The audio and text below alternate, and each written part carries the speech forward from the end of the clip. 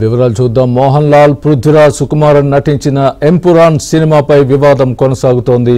గత 2 రోజులుగా ఎంపురాన్ సినిమా నిర్మాత గోకులం గోపాలన్ నివాసాల్లో ఈడీ సోదాలు నిర్వహించగా తాజాగా నటుడు పృథ్వీరాజ్కు కేరళ ఐటీ అధికారులు నోటీసులు జారీ చేశారు. పృథ్వీరాజ్ నిర్మాతగా వ్యవహరించిన సినిమాలకు సంబంధించి ఆదాయపు లెక్కలపై వివరాలు అందించాలని ఐటీ అధికారులు నోటీసుల్లో పేర్కొన్నారు. ఏప్రిల్ నెలాఖరులోగా నోటీసులపై స్పందించాలని ఐటీ శాఖ స్పష్టం చేసింది.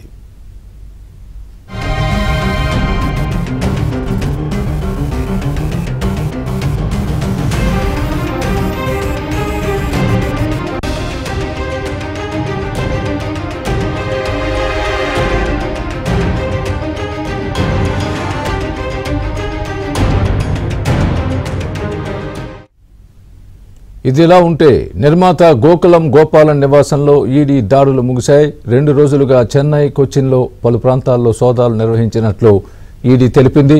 సోదాల్లో లెక్కల్లోకి రాని 1.5 కోటి నగదును స్వాధీనం చేసుకున్నట్లు ఈడీ అధికారులు తెలిపారు. నిర్మాత గోకులం గోపాలన్ ఫెమా నిబంధనలను ఉల్లంఘించారని గతంలో ఆయనపై ఈడీ సోదాలు జరిగినట్లు కూడా స్పష్టం చేసింది.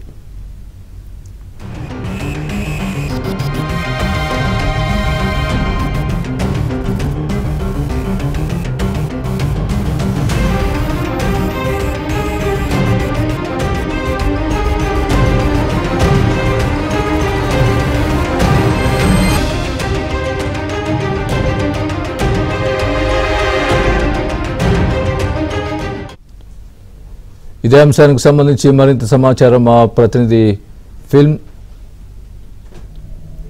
కరస్పాండెంట్ సుజన్ చెప్తారు. మరింత సమాచారం సుజన్ చెప్పండి. ఈ ఎంపురాన్కు సంబంధించి వివాదం నేపథ్యంలో ఇప్పుడు మళ్ళీ పృథ్వీరాజ్, సుకుమారన్ కానీ అదేవిధంగా సినిమా నిర్మాతకు సంబంధించి కానీ ఈడీ సోదాలు కానీ ఐటీ సోదాలు కానీ ఏ విధంగా చూడాలి వీటన్నిటినీ కూడా? ఎస్ స్వామి, రిలీజ్ అయిన రోజు నుంచి కూడా L2 ఎంపురాన్ సినిమా వివాదాల్లో చిక్కుకుంది. ఈ సినిమాకు సంబంధించిన కంటెంట్ అనేది అభ్యంతరకరంగా ఉంది అని చెప్పి తీవ్రమైన దేశవ్యాప్తంగా కూడా కాస్త విమర్శలు రావటం, ఆ తర్వాత రీసెన్స్ రావటం, మళ్ళీ ఆ సినిమా మళ్ళీ ప్రేక్షకుల ముందుకి రావడం జరిగింది. ఈ క్రమంలోనే ఈ చిత్ర నిర్మాత గోపాలన్ చిట్ఫండ్స్ కు సంబంధించిన ఆయన వ్యవహారాల ఆఫీసుల మీద కూడా గత 2 రోజులుగా ఐటీ దాడులు జరిగాయి. ఈ దాడుల్లో ఆయన ఫెమా ఉల్లంఘనలు చేశారు, ఫెమా దానికి సంబంధించిన ఉల్లంఘనలు చేశారు. కాస్త ఆయన చేసిన లావాదేవీలు అనేవి కరెక్ట్ గా లేదు అనే దాన్ని కొంత గుర్తించడం జరిగింది. దీంతో పాటు ఈ సినిమాకు సంబంధించి ఇన్వాల్వ్ అయిన ఈ దర్శకుడు పృథ్వీరాజ్, సుకుమారన్ మీద కూడా ఇప్పుడు ఐటీ నోటీసులు ఇవ్వడం జరిగింది. గత నెలే ఆయనకి ఐటీ నోటీసులు అనేవి కేరళ ఐటీ అధికారులు ఇచ్చారు. ఈ నెల 29 లోపు దీనికి సంబంధించిన సమాచారం, పూర్తి వివరాలు అందజేయాలని చెప్పేసి కోరినట్టుగా కూడా తెలుస్తూ ఉంది. అయితే ఆయన గతంలో కూడా కొన్ని సినిమాలకు సహ నిర్మాతగా వ్యవహరించారు. తాజాగా L2 సినిమాకు సంబంధించిన కూడా ఆయన సహ నిర్మాతగా వ్యవహరించారు.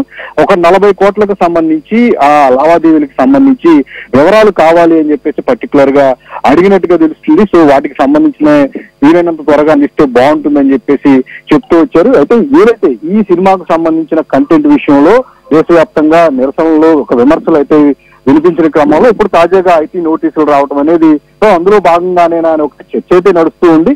బట్ ఏదైతే ఐటీ అధికారులు రెగ్యులర్ గా చేసే దానికి సంబంధించి, ఎందుకంటే ఈ సినిమా ఎక్కువ కలెక్షన్లు ఈ మధ్య కాలంలో చూసుకుంటే కేరళ చిత్ర పరిశ్రమ అత్యధిక వసూలు చేసిన సినిమా, 200 కోట్లకు పైగా వసూలు ఈ సినిమాకు వచ్చినాయి. కాబట్టి అందులో భాగంగానే అందులో దానికి సంబంధించిన లావాదేవీలకు సంబంధించి ఎంతవరకు పర్ఫెక్ట్ గా ఉందనే దాని మీద కూడా ఐటీ నజరు ఉంది అని చెప్పేసి కూడా మరొక వార్త వినిపిస్తుంది. ఏదైనప్పటికీ వరుస వివాదాలతో ఈ సినిమా నిజానికి కంటెంట్ కంటే కూడా వివాదాల ద్వారానే ఎక్కువగా ఈ సినిమాకి ఎక్కువ ప్రచారం అనేది జరగడం, దాని ద్వారానే ఎక్కువ వసూలు అనేవి రావడం జరుగుతుంది. అయితే ఇప్పుడు పృథ్వీరాజ్ కు సంబంధించి ఆయన నిన్నటి వరకు మలయాళ నటుడిగానే ఉన్నారు. ఇప్పుడు ఆయన పాన్ ఇండియా సినిమాలో నటిస్తూ దేశవ్యాప్తంగా మంచి ప్రచారాన్ని కలిగి ఉన్న నేపథ్యం ఆయనకి ఐటీ దాడులు ఆయనకి సంబంధించిన నోటీసులు కూడా రావడం అనేది ఇప్పుడు చర్చనీయాంశం అయినట్టుగా మనకి కనిపిస్తూ ఉంది. స్వామి.